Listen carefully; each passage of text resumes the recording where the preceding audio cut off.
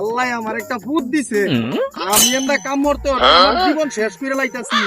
আর হ্যাঁ, দুহাটা বইয়া খালি আড্ডা দেওয়া, এরম ভূত দিয়া কি করাম?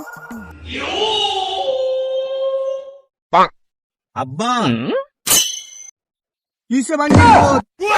সলিমুদ্দিন চাচার ভূতের এত দেখ বাড়াইছে, বয়স মাত্র 15 বছর। তা কি হইছে? সেই বেটার ভূতে কাজ কাম করে, বিয়া তো করাইবই। আরে আব্বা, আমার তো খাওয়াইয়া লোক নাই, যার জন্য আমি কাজ কাম করি না। কি কাম কাজ করব? হেইডা আমার এক, তার খাওয়াইয়া কোনো লোক নাই।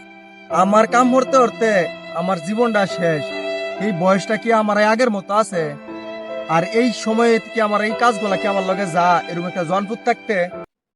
আব্বা, ওই পাশের বাড়ির রহমতি চাচার পুতের তো কালকে বিয়া, বয়স মাত্র 18 বছর।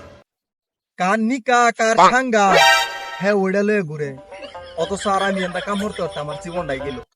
শুনো, সবার বাপ মায়া বোঝে, আমার বাপ মায়া বোঝে না।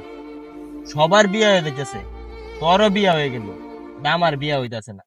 এরকম কুলাঙ্গার বাপদা কি করতাম? এরকম কুলাঙ্গার বাহিরে ইন্দুরে জম খায় আমার একটা দরকার। বয়স তো আর আমার কম হয়েছে না, আমার তো বিয়ে শাদী করা দরকার, তাই না?